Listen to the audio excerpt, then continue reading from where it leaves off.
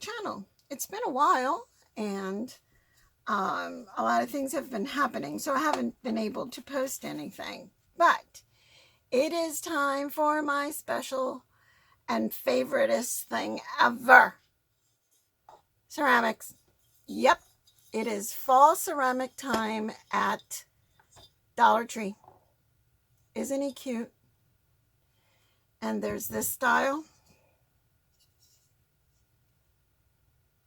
Oh, he's adorable. I only was able to get one of those. They went so fast. And then there's this guy. He's really cute too. Little scarecrow head. And then there's also, what else is there? There is an owl. I think that's it. Oh, and some like pine cone looking things. So rush out there. Go grab a few. It's an amazing value for $1.25. I think it's fantastic. So I have two of these, of this style, the thinner on top pumpkin, because I'm going to make, I think I'm going to paint two different colors, as in two different types of pumpkins, one with the traditional orange, but then I think I'm going to do one with more like a yellow, green, orange, almost ombre looking thing. I'm going to give that a try, see how that comes out. So I've got two of those, and I've only got one of this guy, which is a more traditional pumpkin. I really like this one, but like I said, there was only one left, unless we get more, which I really doubt. And then the scarecrow. So what do we need? Obviously, we need our ceramic pieces. I dry brush. That's how I paint ceramics. So I need my black paint.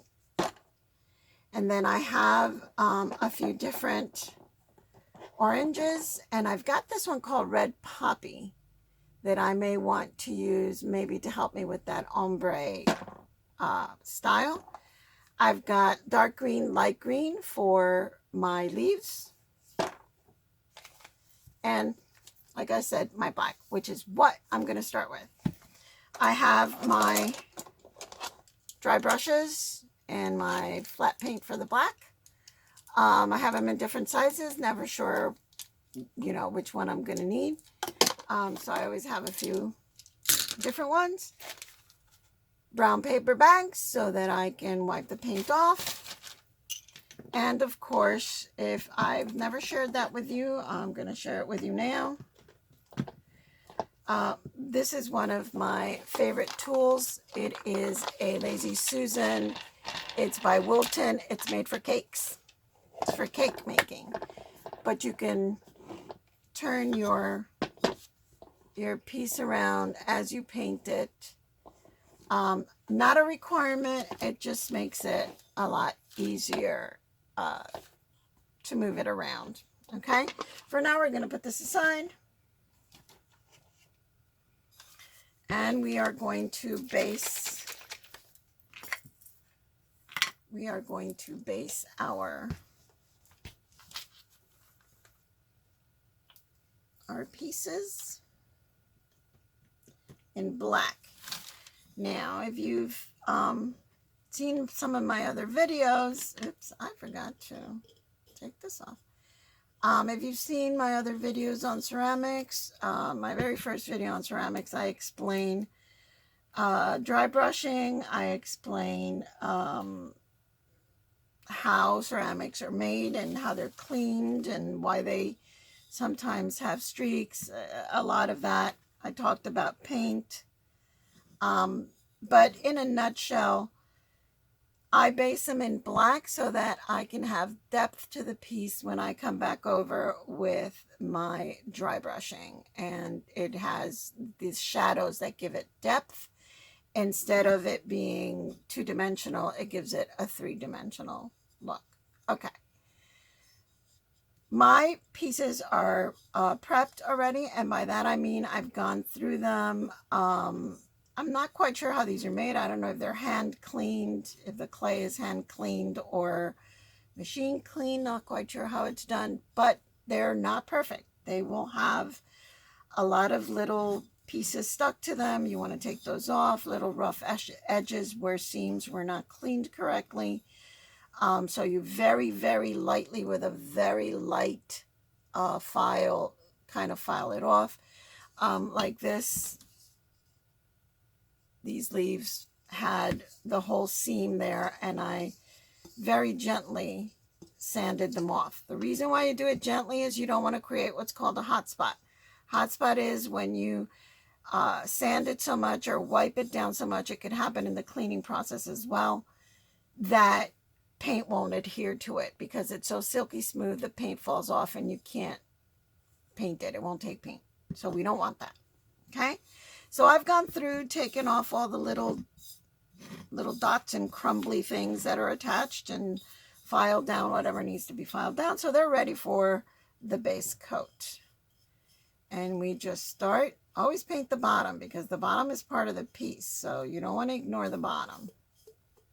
Bottom of the piece always gets painted as well. Just make sure in these places where it's got detail, make sure that it goes into those little crevices because that's what's going to give it that feel of three-dimensional, like you can almost take the leaf off. So it's very important you get it in all the nooks and crannies as you go through. Now, will you always have maybe some spots you miss? Absolutely. That is why once it's totally dry, you take a good look at it and then you go back and touch up whatever you missed that looks still white. And the beauty about it is you're going to see it immediately because obviously white will show up very quickly on black. So you will see very quickly where you missed your paint. Okay. So here I have nicely based in black. I did all my pieces, so they're all ready to go. But here I have my colors. I have my reddish tone, and then from dark to light. And what we do is we're just going to play with them to see what the best combination is and which look better than the other and get the look that I'm looking for. So you always start dark to light, obviously. So I'm going to start with a little bit of red. Is the camera picking that up? Yes, good. You basically just load up paint and then take it right off. So I know that I want some reddish up here.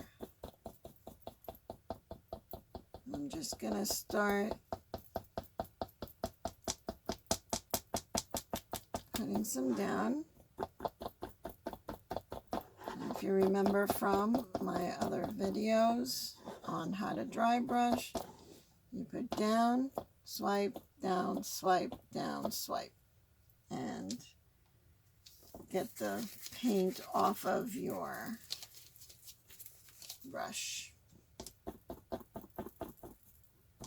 Now, when I was putting the black on, I was putting the base, I did discover some hot spots, probably done when they were cleaning the piece after it came out of the mold. It gave me a hard time to take the black. I had to do a couple of coats in those spots. See, we have a little bit of that red there. You know, when it's going from green to the bright orange, it has that little bit of that reddish tone. I'm gonna have a little bit darker because I am going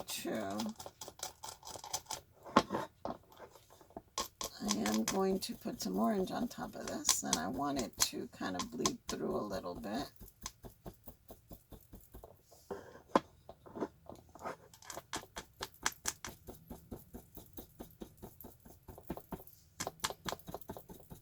keep going until there's nothing at all coming off of my,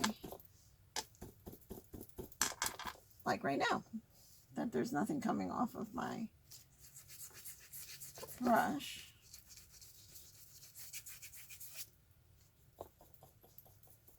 Oop, I left a little too much paint on there. A little too wet. It's okay. I'll keep pounding on it until it dries out a little. It may not be so bad. When we put the orange on top of it, it may work out even better. Okay.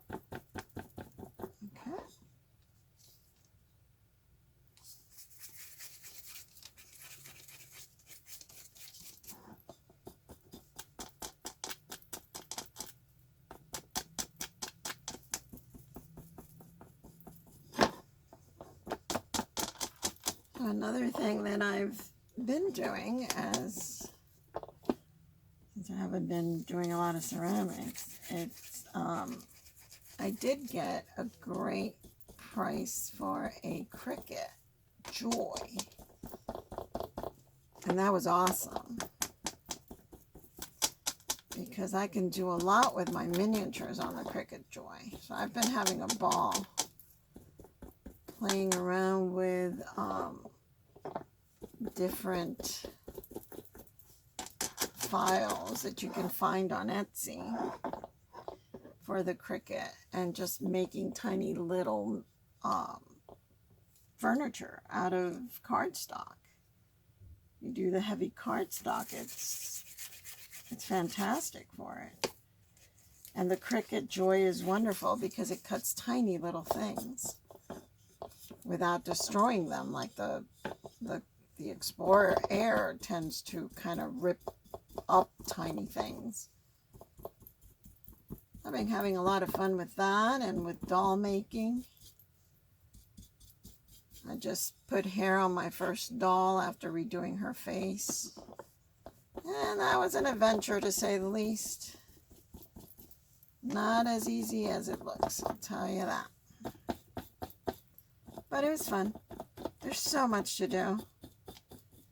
So many things. I've ordered a 3D printer. Waiting for that. Have some fun with that.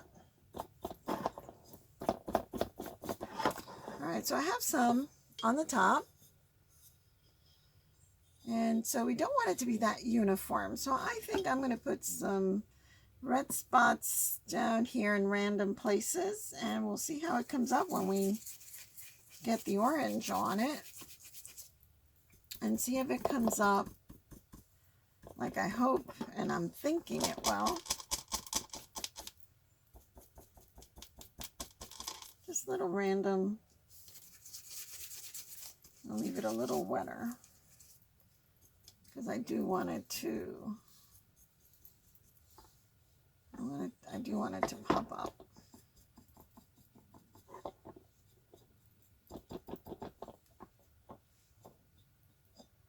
Whenever you get these little bristles stuck on it, take them off immediately if you can see them, because otherwise it'll just rip off your paint. And we'll do some at the bottom here.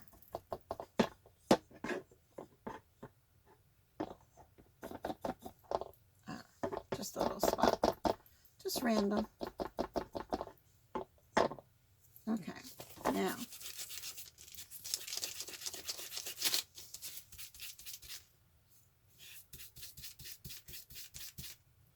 I'm not going to change my brush just yet because I do want a little bit of that red. Trying to get it all off. Getting it off as much as I can. But I still want a little bit of the red on there. I'm going to go to the darkest orange that I have here, and it's a pigment. It's a Folk Art pigment, pure orange. And it tends to be a lot thicker. Not the easiest thing to work with, these pigments, but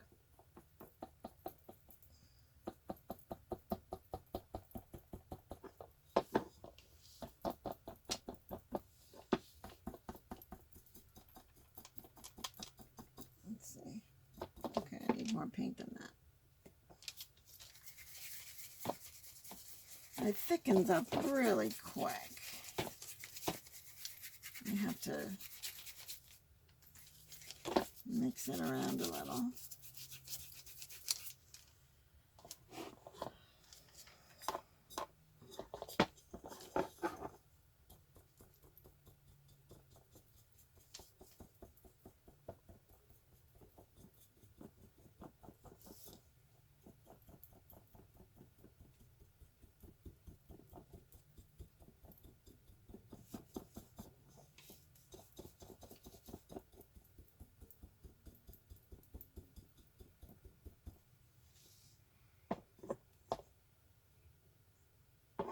And the thing is, we really won't know how it's showing up until we actually get all the colors down, that we can see the difference between one and the other. So I'm just going to keep going down rather than around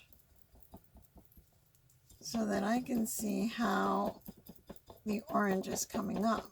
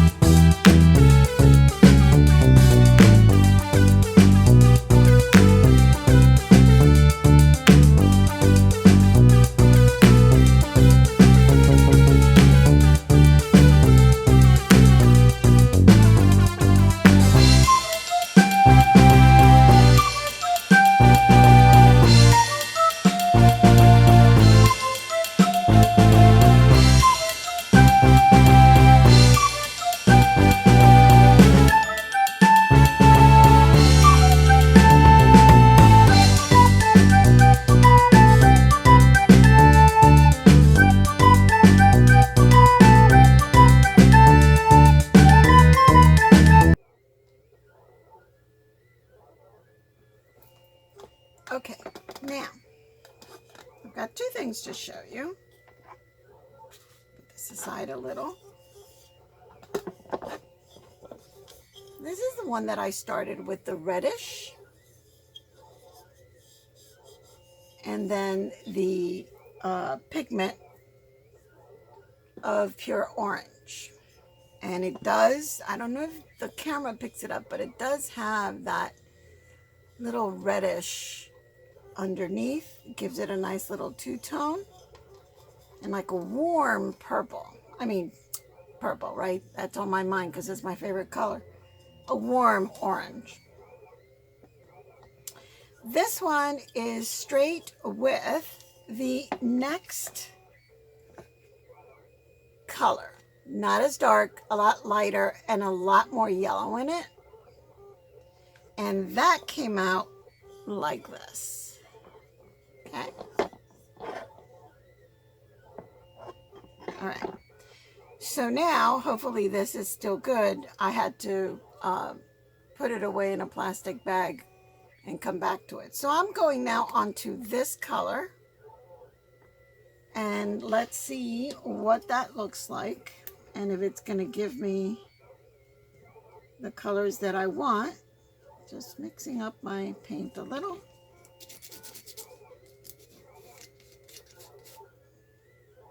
Okay. Let's see what that is going to give me. It's a lot more yellow. Let's see first on this one what it's going to look like. Oop, too wet. Didn't clean it enough.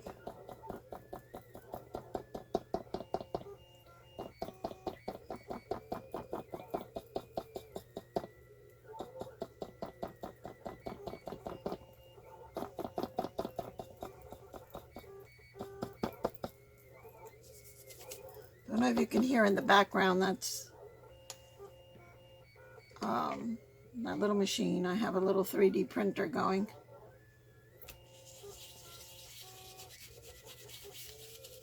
All right, so here's a lot lighter.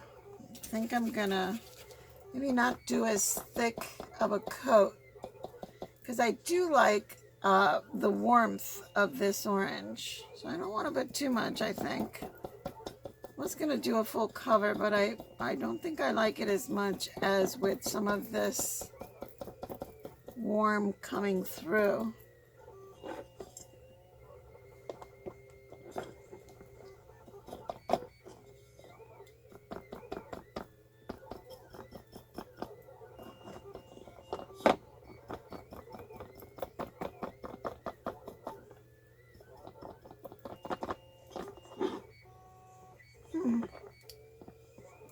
Kind of like it.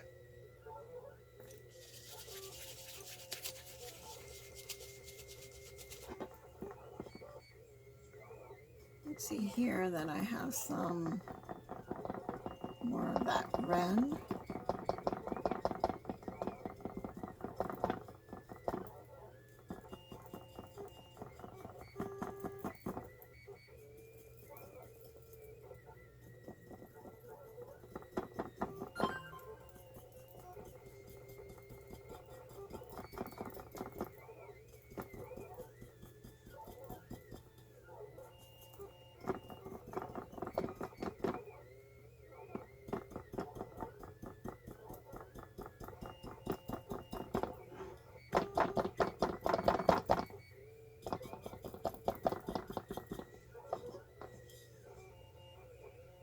Is that a nice, let's see if we can get those tones, dark light going. Kind of liking it. All right, so let me put that aside real quick. Let's see what this color looks like on the other one that's a little lighter than that one, not as warm, with more yellow in it. So let's take a look. Let's see how this one looks.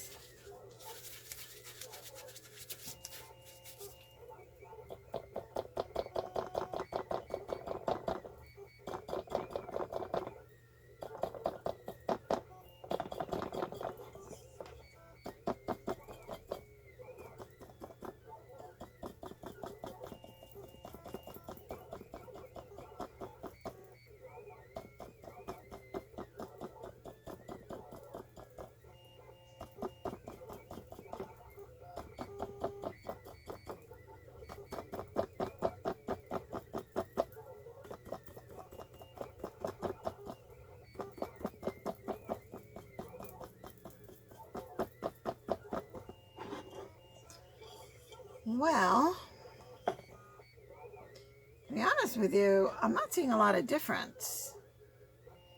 I think the colors are so close in tone that it's not really gonna show much, especially in brightness. It's so little how much darker the other one is. This one is a little lighter, but not by much. And I think that's why I'm not really seeing much difference.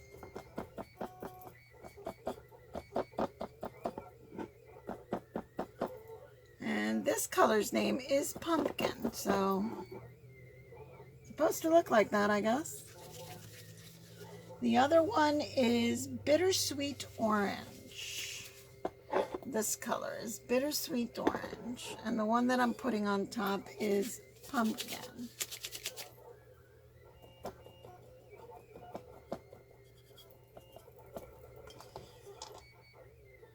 Okay, it's a little yellower, but it still has a little bit of warmth. It's a little yellower. But the other one underneath does give it a nice tonality to a little more depth. Okay, so I am going to continue putting that color on both of my pumpkins, and I'll be back.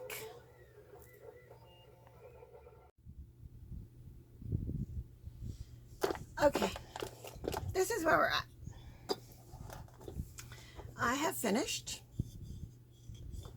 these guys with the different paints on them. So I put the pumpkin on top of this one that was on top of the bittersweet orange, and I'm talking about Ceramcoat paints. If you're going to paint ceramics and you really like a good finish and you're picky, I would recommend that you use Ceramcoat.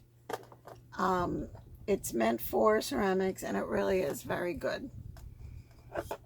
This one has the pumpkin over. Folk art is also good.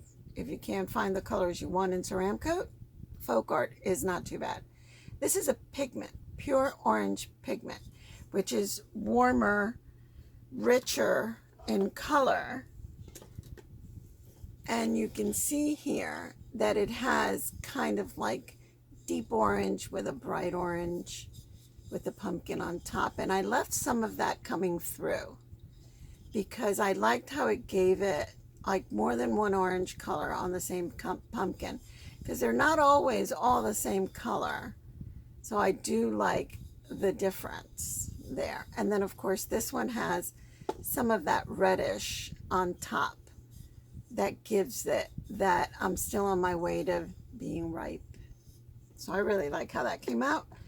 This one is basically an orange pumpkin. Now this guy I finished, and this guy has even some green because it's not totally ripe.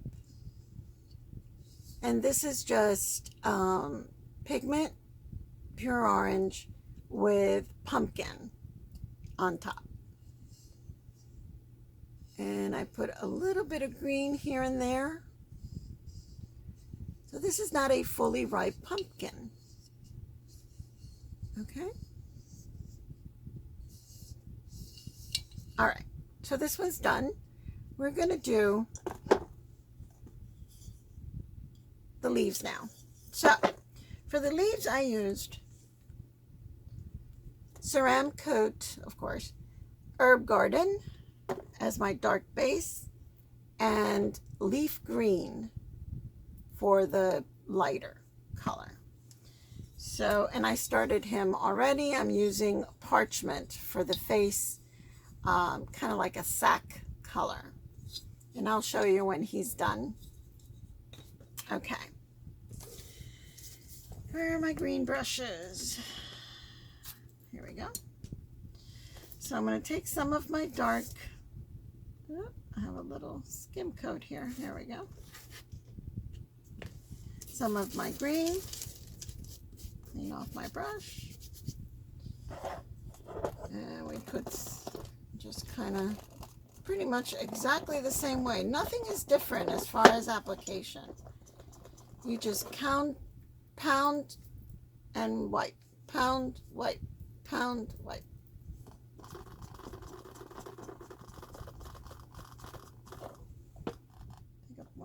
Now one of the things I do not fully cover, I leave some black because I do want it to have some depth, so I don't fully cover.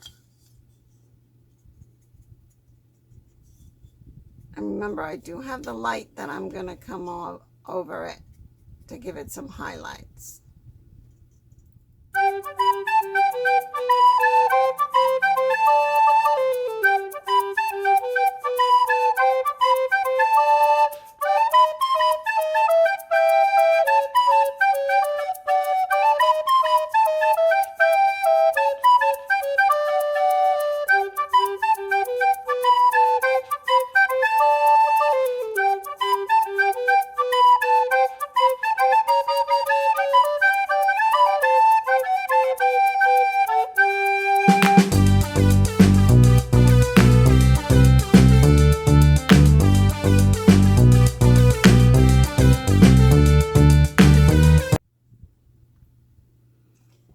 so applying the lighter green.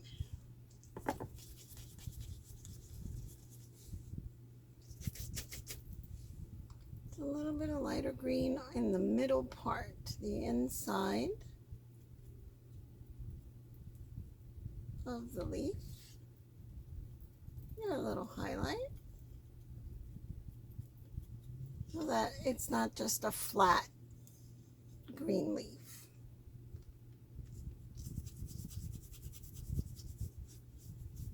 You want it pretty dry because you don't want a lot.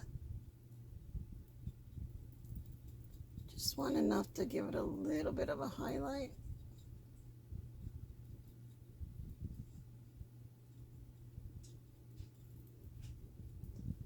You want your edges dark. Just in the middle. Right there. Okay? And again, I put a little bit of the green right at the root. I don't know if it picks it up because it's pretty light. A little bit of green on the body in between here. Just enough to give it the effect that this is not a fully ripe. It's pretty fresh out of the garden, okay? And there are the pumpkins. I guess I should put them this way so you can see them.